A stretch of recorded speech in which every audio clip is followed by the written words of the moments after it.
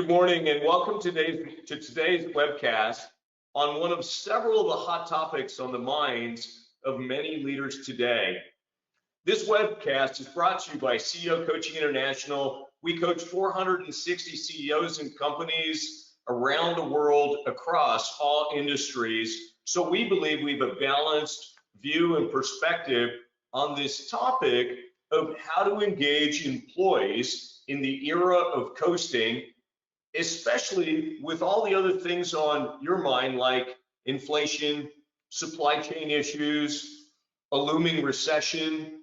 Some companies even already started layoffs, including Uber, a falling stock market, a war, and plenty of uncertainty on all of our minds. So do you have employees that are coasting? Do you even know if you have them? Does it matter to you with everything else on your mind? Or is the status quo just fine? Today, we're going to dig into this question around this topic.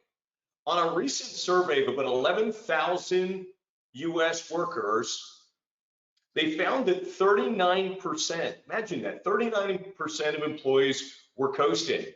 That's not good news for CEOs, leaders, and business owners that want to make big happen. And the pandemic has caused a permanent change on how employees work, where they work, when they work, the time of day they choose maybe to do their groceries or go to the gym, maybe get a haircut, go to the doctor or dentist or the salon, take their dog to the vet or groomers. Employees feel, don't measure me the old way by working from 9 to 5. Measure me on the outcome that I get done and bring to you as my employer. And as an employer, does it matter to you if employees are working from at 5 a.m. or 9 p.m. as long as the job gets done? I know one of our clients always cared how many hours people work between 9 and 5. And it drove them crazy.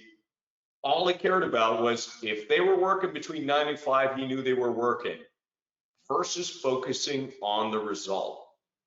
And since the pandemic led many employers to work from home policy, employees have had more freedom, flexibility, which worked for many, and they got used to it.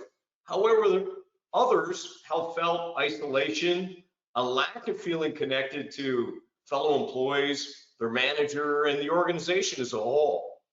And while we believe most employees are all in, most of-ish, are they getting the job done?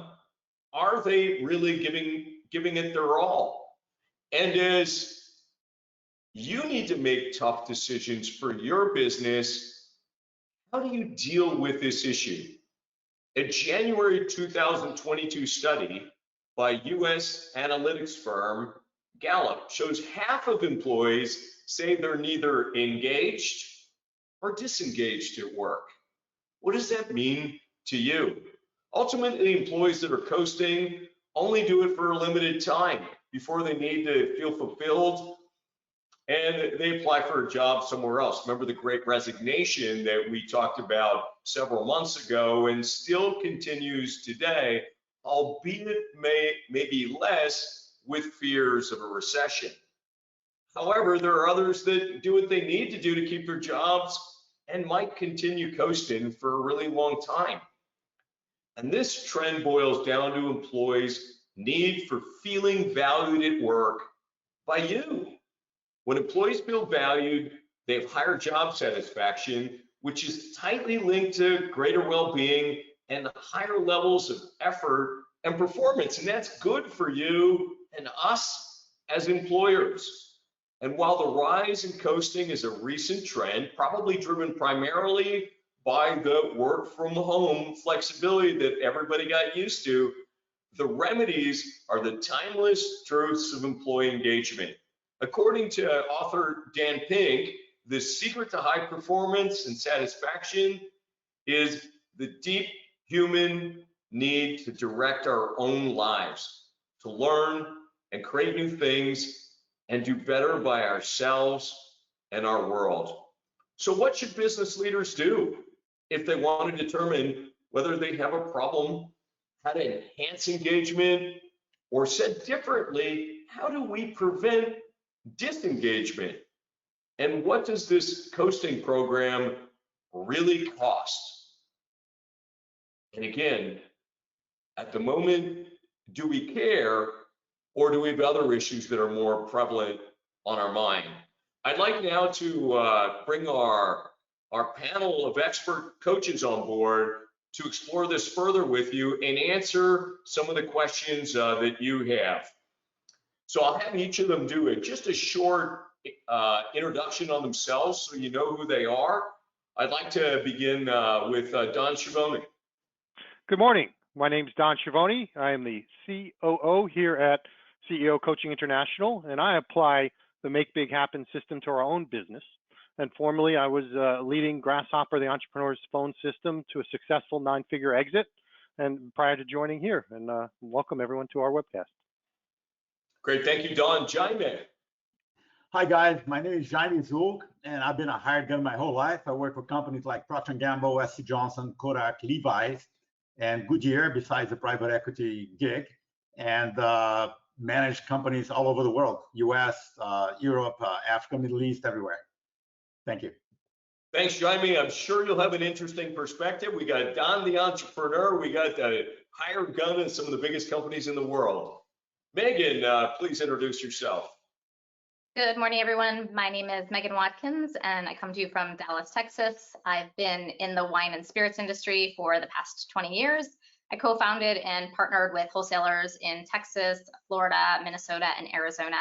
And we grew those businesses to 9 figures in about 8 years with over 300 employees. And then I had a successful exit at the beginning of this year. Thrilled to be here and looking forward to the conversation. Thanks for having me.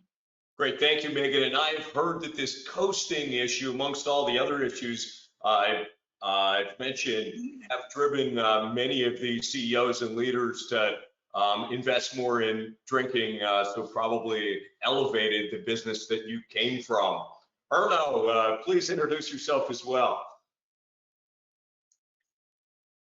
At CEO Coaching International. During the pandemic, I worked for a family-owned manufacturer of building materials. I was in charge of an international division with locations around the world, and I led 1,200 employees through the pandemic by bringing the office online and putting out a lot of our systems in place that I hope to talk about today. Great, thank you, Erno. And finally, Jürgen. Yeah, good morning, afternoon, everybody. My name is Jürgen Rokert. I am a coach and partner at CEO Coaching International. For the last 35 years, I've worked for Mercedes-Benz and the parent company Daimler all over the world, really. For the last 25 years, I ran credit companies. As you know, luxury cars, 75+% are leased, actually never really sold. In the last 6 years, I was the CEO of Mercedes-Benz Financial Services Australia, based in Melbourne, the lockdown capital of the world, was still closed there. So lots of experience with some of these issues. Well, great. Thank you guys for your willingness to participate with us today. Let me open it up for the first question. As you have battled coasting, either as an employer over the years or with the clients that you work with today, what have you observed as the leading causes of coasting with your employees or with clients of yours and their employees? And how does a CEO or leader identify it? Don? Yeah, let's start with the identification. I think what we're seeing right now is a large part of our workforce is working remote. So it becomes very hard to understand whether they're working or not, and are they coasting. So one of the signs that I use with my clients is looking for that sense of urgency. And how do you translate that feeling of a sense of urgency into getting things done? Just recently, one of our clients, we looked at their action items list and realized 60% of the action items did not have dates. We're getting lazy on keeping accountability in place because people aren't in front of us. And so, number one, do we have accountability in the dates and ways to make sure we get things done, or is it more laissez-faire?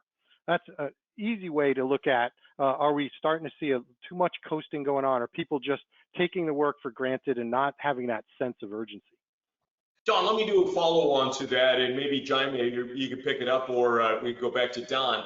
This issue of how does one, now that the world is likely gone to this working from home flexibility, probably in a lot of places forever, and the reality of being able to see what they do every day is not reality anymore. How does one still hold their teams accountable through this? It's a great question. And you know what? I think we've already failed as management prior to the pandemic, because a lot of the times the way we used accountability was, can I see them doing something? I walk by their office. So it's this visual inspection, but we still held them accountable to activities, but lacked the notion of, are those activities leading indicators to the true outcomes we want?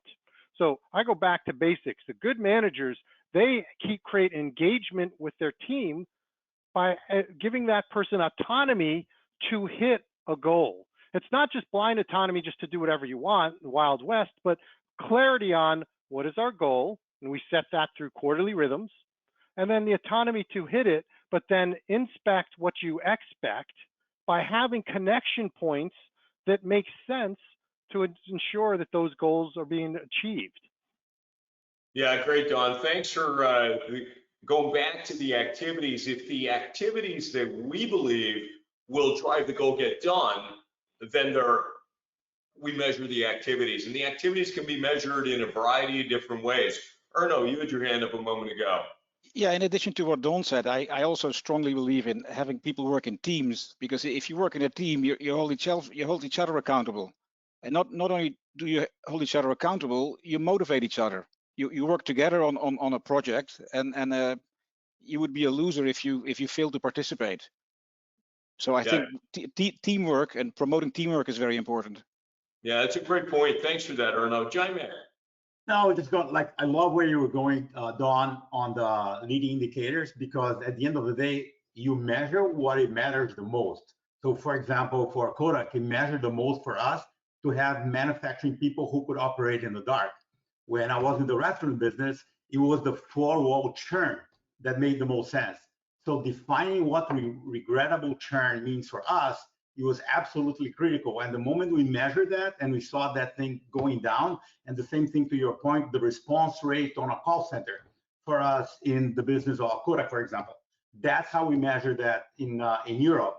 And understanding those leading indicators, then to your point, Mark, in this scenario of working from home, we started now with my clients to accelerate the frequency of contacts and made the activities on a daily and weekly basis so much more specific and measurable than ever before. So Jaime, what you're saying, it's we really need to help our leaders, our managers of different parts of the business change the way they used to lead or manage to this new way with more accountability. What impact does that have for these managers who had grown up doing it a different way?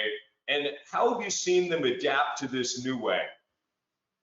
That's interesting, Mark. There's a guy like Plato who used to say his mother was, delivering babies, and you cannot deliver a baby for somebody who's not pregnant. And in the old days, it was management by walking around. You have to feel comfortable, as you guys mentioned, to go around the office and go around the plant and see that is the same thing in this virtual world. So instead of management by walking around, you have to have those daily huddles or the weekly meetings that are specific and measurable. The difference is that you don't have that, natural, face-to-face, but you can have that through a process. So you manage the process and you lead the people the same way. Yeah, I would say as a follow-on to that, Jaime, I'm glad you brought up these daily huddles or daily stand-ups. That's a great way, first thing in the morning, to get people engaged for the day, share some wins that others have had from the prior day, and share the number one thing they're tackling to get done today, or that can be measured and report back in on tomorrow. Back to you, Erno. Yeah, in a certain way, Jaime, I actually see that as management by walking around. If you bring the office online in the proper way, you can, to a certain extent, manage by walking around. You can go to the Teams channels or the Slack channels and see what's going on. You can see who's not participating, and in fact, also on a Zoom meeting, you can see who's not participating. It's very simple. You can tell by the body language, by the contributions they make. It's very takes a lot of energy to do that in a meeting with a lot of people, but you can see some of that. You can do some of that, I think. Yeah, thank you, Arnold. Megan?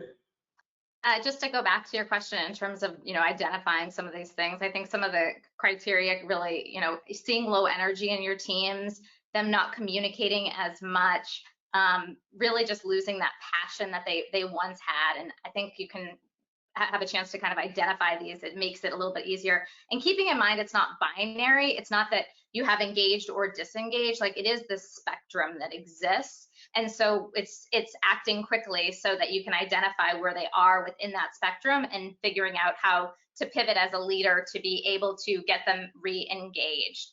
And I think one area of motivating them well is by really working with each of them in a way that encouraging them to recognize that as an ordinary contributor where they are just quote unquote coasting, that's going to work okay in these times of comfort and convenience that are, smooth sailing. But when things hit challenging, and we all have experienced that dramatically with COVID, then the outliers, the ones that have been giving the most and have really not fallen short on their responsibilities, those really impact players, that's when they're going to have a chance to distinguish themselves and are really going to be the ones that get ahead in those challenging times.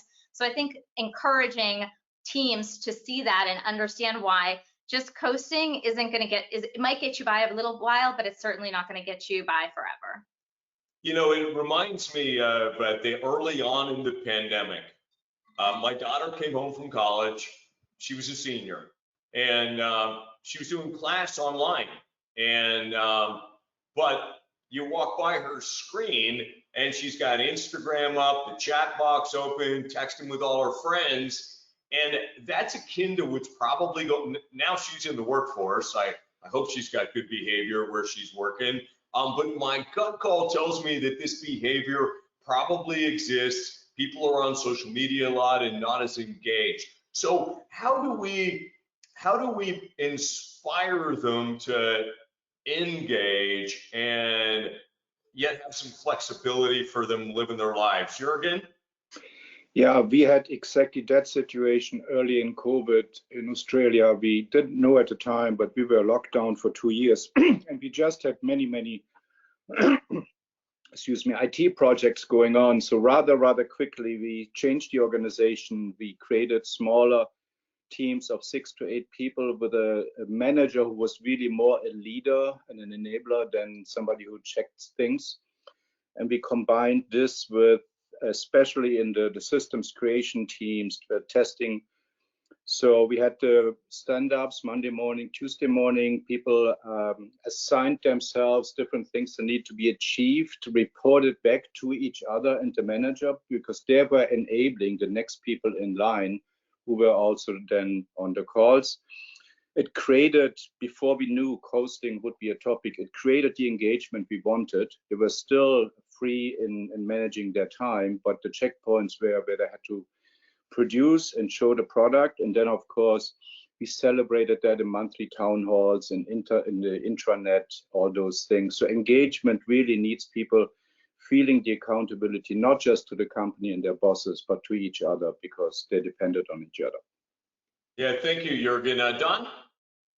Yeah, I go back to, the question is, how do we engage our workforce? That playbook's been written. We had mentioned that in your opening, Mark, by Dan Pink. It's 3 things. It's autonomy, mastery, and purpose. And let me comment on each. First, autonomy. We think, well, people are able to work on their own. They're working by themselves in their home office. That's not autonomy. That can be super scary. Autonomy means we've given them the clarity of the outcome we want. Then we allow them to achieve that outcome. Too many managers and the clients I see are out there thinking that I need to micromanage. My job as a manager now is because I can't see them. I have to be more on top of them, more check-ins, more micro definition of the activity. That's actually the opposite of autonomy. So first, really training our managers to first start with What are our annual goals? How do we convert our annual goals into quarterly, and then execute and allow our team to think through autonomy, through the cascading of those goals. The second then is mastery.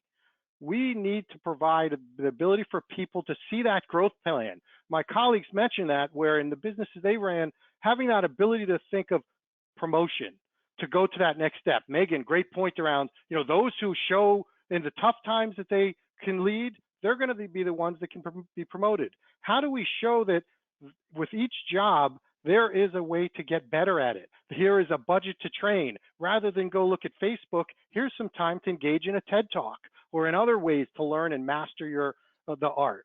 And then the last one that I think is the most important and that we might have lost our way is what we call in the Make Big Happen system, our first business rhythm. It's under defining that purpose. People want to have a purpose. And so we've lost the talk track cheerleading constantly of what is the purpose of our company. And it's not about making money. It's bigger than that. And being able to connect those goals that you create with the purpose of our company, so people wake up every morning excited to engage in that purpose. Well said, Don. Thank you. Jaime. I'd like to just challenge a little bit on the completeness of this, Don, because there's a portion of this which is how do we tap into the passion of each one of the people that either work for the company or we want to attract to the company, because content cows give better milk. And there's Netflix, the study that, in creative jobs, a motivated rock star person performs 10 times better than the rest. So how do we tap into that exponential? So I would say two things for the people who work for the company. How do we create those pipes, those processes in the company that enable people to do that? And let me give you just a couple of examples. We found out at Kodak that people were very passionate about charity. And we had this process centralized. So we decentralized the process, we crowdsourced, and anybody in the company could vote and could sponsor a charity, cause for themselves. And it was extremely successful. At Goodyear, we, instead of being too rigid on the job descriptions and on the projects to be applied, we created a criteria called more, better, faster, cheaper. So we created this lens which gives wings to people that was very, very passionate about doing things in a totally different way. And provided we were dealing with the things we needed to deal with, which is, for example, in that case, which is attract talent on innovation, and we're able to do incredible things like linking to the insurance business for tires, which was never done before. It was an idea, 3 levels down the road, just because somebody had that conduit. And for new hires, is how do we align the dreams of the people we want to hire to the job at hand? And a lot of people say, this is my box, this is the job description, let me go to the recruiter and try to hire somebody. We did exactly the other way around in the restaurant business. We said, we lost $6 million in pricing, so we need the best pricing person in the whole universe. We went after those 3 or 4 people and we asked them, what's your dream job? And we started for the top 3 candidates to adapt the job description to make sure it adapted, and we were able to hire the top best person in the market for that. Very insightful, Jaime. Thank you. Erno. Yeah, I like that a lot. And in addition, I would like to say that it's important also to think outside of the job description. I think we talked earlier about working in teams. I think we should also talk about working on projects. And you can motivate people and engage people by inviting them to a project which may be above their pay scale, totally outside of their job description, but it would certainly engage them if it's very exciting. It involves a certain level of risk. It empowers them to be part of something bigger. I think that is very helpful to engage people. So working in teams outside of their traditional scope and allowing them to take a risk and make mistakes. Thank you, Erno. Megan? The truth is employees don't quit their jobs, they quit their bosses. And so, really encouraging leaders to get to know their employees and really feel like the employees can really feel that their bosses really care about them as a person, because that's going to engage and encourage them to come up with new ideas and to share information and to support their colleagues and be engaged, which all obviously leads to that positive spiral of just continuing to grow that better and better. I think ultimately to encourage that engagement, our employees want to be able to feel like they're being heard. Excellent, thank you. Let me move on, if that's all right. So why is this a problem in organizations? So what? We got some people coasting. Hopefully it's not that many. Why is it a problem? What does it cost? What impact does it have maybe on others? And is there a ripple effect that can be more negative? Don, then chime in. Yeah, so first, let's not paint everybody with the same brush. Right, we have to be able to identify outcomes and the activities that lead to those outcomes. So some jobs require waiting. If I'm in customer service, I might have to wait to respond to the phone rings, and I pick up the phone and answer it. So we have to be careful that no activity at certain points of the day, or if I like to work at 9 p.m. and I'm productive, doesn't mean I'm coasting. I want to first say that.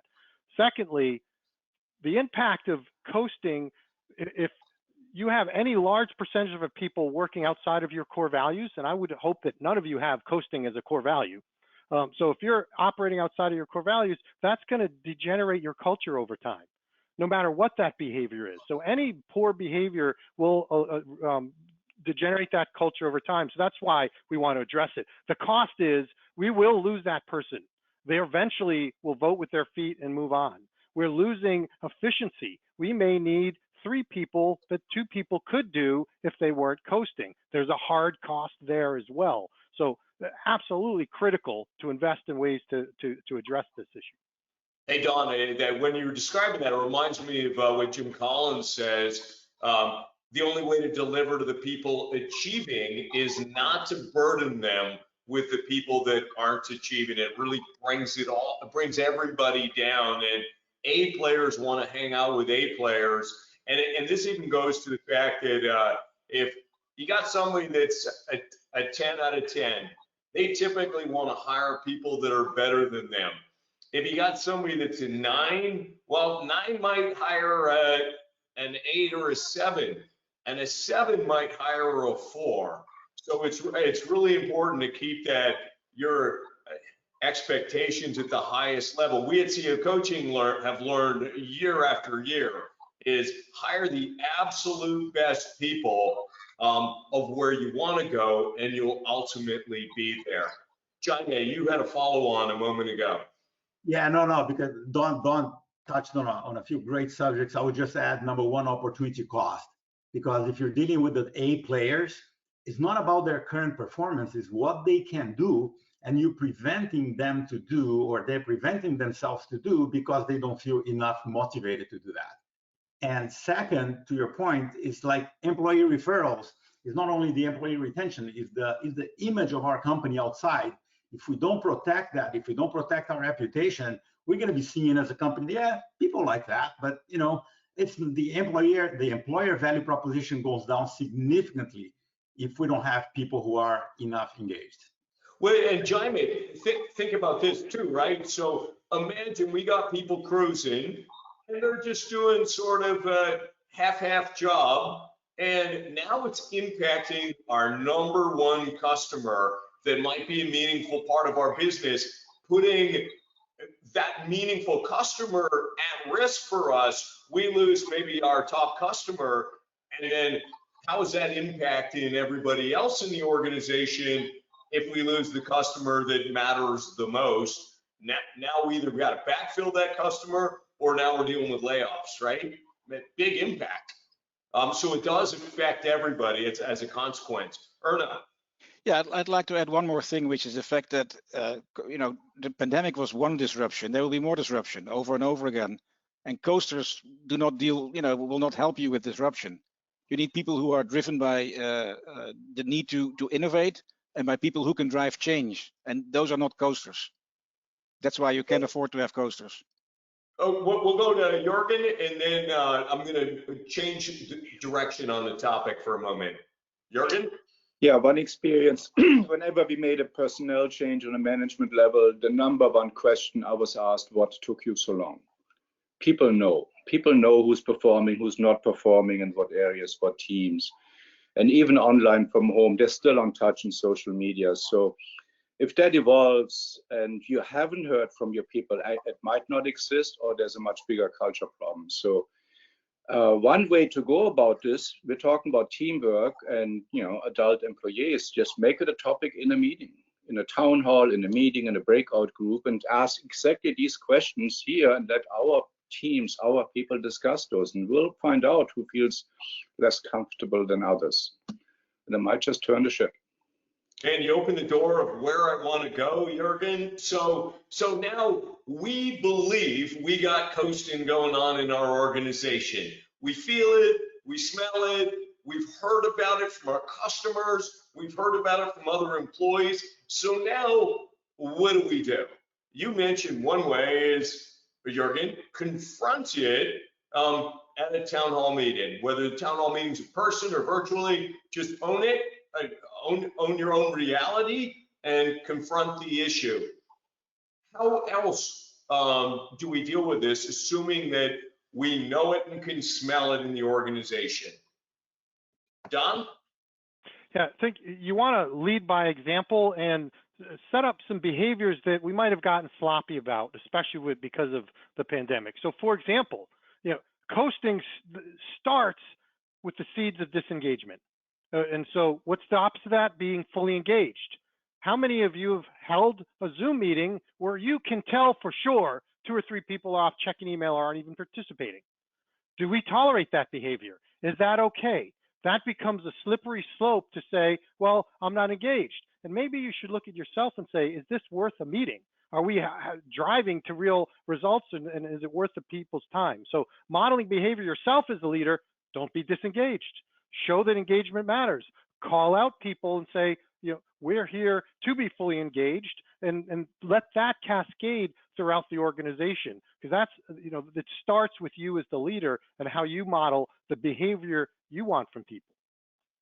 And that's a great point, Don. Thank you. Megan, and then Jaime.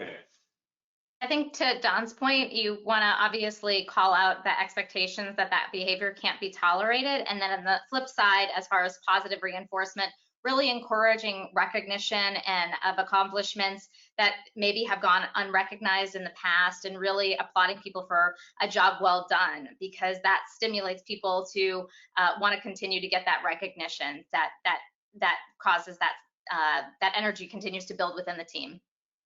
Yeah, it's a great example. It makes me think of core values. And every firm's got core values, or should have core values. And Don is the master of using your core values to make a decision. When confronted with a difficult issue, Don will always ask, what core value are we talking about? And so, for example, in our organization, one of those core values is no drama or courage. And so we'll identify what core value, what impact, and how do we want to deal with that to remedy that, but live our core values. So many organizations today, and I know, Megan, you were with me recently when we were over at Victra Wireless, and everybody nominated one person in the company at that meeting for what core value they wanted to nominate them for, and then they got some recognition for living the core value, and that reinforces the behaviors that we really want. Jaime? Yeah, I love where you guys go in terms of the push side, which is what we can do as leaders. I would like to reinforce the pull side, which is what can the employees feel self-motivated to do. One thing we just said, which is how do we tap into their passion. The other one I found when I was at the restaurant business, we had 12,000 employees. Imagine, motivating 12,000 people, right? And what I found looking, it was a program from Blooming Brands. They have Outback here in the US, and they have a proprietary program. And we implemented that, calling this ownership at all levels. Our churn rate was 103%, which is terrible. Imagine the cost for the company. We implemented this, and in less than a year, we changed that to 43%. So it was a 60 percentage point change, which drastically reduced our recruiting cost, which drastically improved our productivity, drastically improved the customer satisfaction. It was just tapping into those things. For example, the person who was frying dough in the restaurant, she had two metrics that she had to achieve. And he was agreed with her. And she knew exactly what he was. He was absolutely here, and she was compensated on that. And achieving that level of ownership across the board in 12,000 employees was absolutely critical for us to double the share price and, a successful exit. Yeah, thank you, Jaime. And I appreciate the different point of view you're coming at it from too. I like the balance that you're bringing in, where 12,000 people is a lot larger than many of our clients deal with, but some of them have organizations meaningfully bigger than that, and so I appreciate that. Erno? Yeah, I think it's important to quickly go back to the first question. What causes this coasting? And I think that one of the main causes is the fact that the pandemic made many successful companies truly care about their employees. So the companies became more humane. They cared about the physical health and the mental health of the employees, and the employees saw that. And then on the side of the employees, they figured out life could be very different than sitting in the car 2 hours a day, driving to work, and sitting in an office 8 or 9 hours a day. So those two shifts are very important and should not be underestimated. So companies that just try to ignore that shift and go back to the way things used to be, okay, now the pandemic is over, more or less, you come back to the office and we start where we left off. That doesn't work because the employees have moved on. So I think it's important to realize those two shifts and how to deal with it. I mean, the company has to decide, but it's not the same as it used to be. That's the truth. Yeah, great. Thank you. Let me go different. Somebody just wrote in, and one of the questions is, the different generations are motivated by different things. So how do we, like I look at Don, for example, you and I have kids a similar age-ish, and Megan, yours are a little younger, not in the workforce yet. How do we motivate the Gen Zs versus maybe the millennials that have always been picked on about their style, and then there's the Gen Xers and the baby boomers? What have you seen in terms of how to motivate the different generations here in dealing with this issue? Don? Yeah, first off, Gen Z is different than the millennials. So they're all digital natives, and so we assume, oh, digital tech, and that's what matters. What we're seeing with Gen Z, the newest entry into the workforce, they're much more like the Generation X. They want some confinement. Walls are coming back up in the office when if you went back to the office. They want some of that autonomy. It's not all kumbaya and we're all going to get an award for doing something great. They're looking to be much more competitive and want to play a game that they can win. So we have to recognize that. But I think irregardless of the generation, we need to do a better job at helping realize what does work and what doesn't. Erno's right. Some of the things we learned about the pandemic, they're here to stay. You can't just go back. I also want to talk about what used to happen, and companies that have gone virtual are failing to do it. So think about the notion of the water cooler. The water cooler, the lunchroom, whatever you call that. I'm a new employee. I come in, I see the water cooler, I see here's the sporting events I could jump into, the softball club, the bowling club. So I could engage with people and like-minded, like to exercise. I could be fit. Now I find my peeps. I could engage in the QA department's push for a new process. So it's not just social, right? That allowed people cross-functionally to come together to demonstrate mastery for a purpose and have some autonomy that wasn't dictated by management, to feel ownership in the company. And that is missing in so many companies. Companies that do it well use things like Slack and do what Jaime and what Jürgen and others have said, create channels to allow people to express their creativity that isn't dictated by management. Allow you to have those discussions, participate. Now we get the benefit of, through technology, observing who is and isn't participating. And are people at least engaging in some aspects of the culture that we're trying to create? But this has got to be much more curated than it has been in the past. And I think that's a huge opportunity. Well said, Don. Thank you. Anybody else want to comment on the generations? Jaime? I love what Erno said in the beginning when I talked about management by walking around. People think that because we have digital, everything changed. The how changed, but the same thing is branding. We need to tap into what the consumer really wants. And the same thing for employees, what employees really want. And each employee is a different human being and is different. And Dawn, as exactly what you're saying, if we create those pipes and those sensors out there on mass customization to gather that information, gather that intelligence, what different groups of people want, really want, and tackle into that, that's the secret. So that didn't change. The fundamentals didn't change. The tools changed and the scenario changed, but the fundamentals didn't change. Thank you, John. And Megan. I think the person asking the question is really saying, across generations, how do we get teams to be extraordinary depending upon what age group that they're in? But I think it's important too to come back to the fact that the two principles that I always found, that regardless of whether they were Gen Z or Gen X, whatever the age was, everybody wants the ability to make impact on their business and wants the opportunity to have growth. So if leadership can really fine tune and focus in on impact and growth with each of their employees, then it's kind of the age becomes nebulous and arbitrary. So I think it's really important to come back to the fact that I think a lot of this disengagement that we're seeing is employees feeling like they're not able to make the impact that they want or they see at a competitor, and that's causing them to disengage and not be as interested, or they don't see the opportunity for their career to be able to scale and be able to grow. Yeah, thank you, Megan. Let me ask a different question, because we have, Jürgen, you ran Mercedes-Benz Financial, very large organization. Jaime, you led Kodak and Goodyear and worked at Levi's and SC Johnson. So you got some perspective in Megan and Don and Erno worked at more entrepreneurial type firms. How do you deal with this issue? How does it differ between the large multinationals versus a startup, or maybe something in between?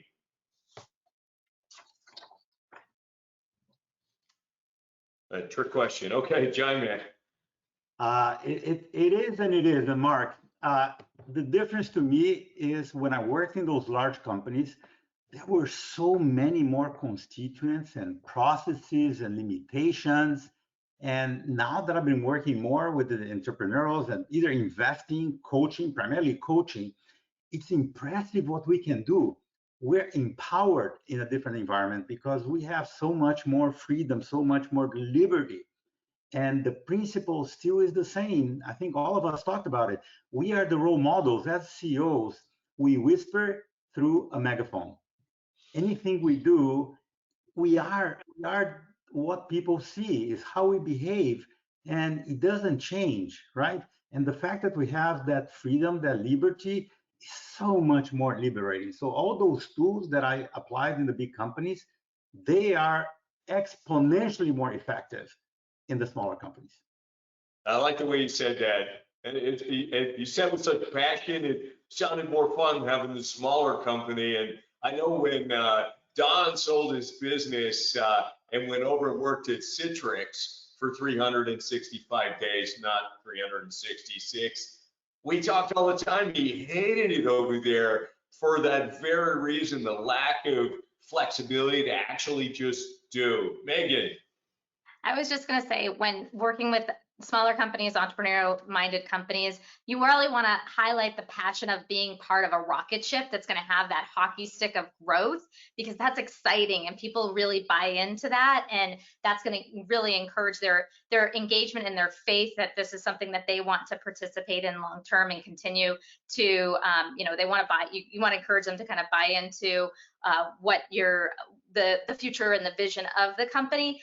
And the other part of it, which I think also kind of speaks to the smaller companies and sort of to Jaime's point, is that you can pivot on a dime. You can, the bigger the ship, the harder it is to turn, right? So you have that ability to really be able to navigate, and the influence of the team can actually be implemented, and the team can actually see their ability to really influence the future of the business, and it can be done quicker, which I think everybody likes, that ability to influence quickly. I want to do a little shout out to our client, TaskUs, because imagine having, at the time when the pandemic began, they had about 30,000 employees working all over the world, including the Philippines and India. And all of a sudden, overnight, they had to go to work from home. And they had to convince all their huge tech company clients to allow them to work from home, and the security around all how to do that. And because they're so entrepreneurial, these founders, they were able, in a matter of 48 hours, make that transition because they thought like an entrepreneur as opposed to running through committees and committees, and they moved vastly ahead of their competitors because they were nimble and entrepreneurial and had that ability to move quick. Chime in.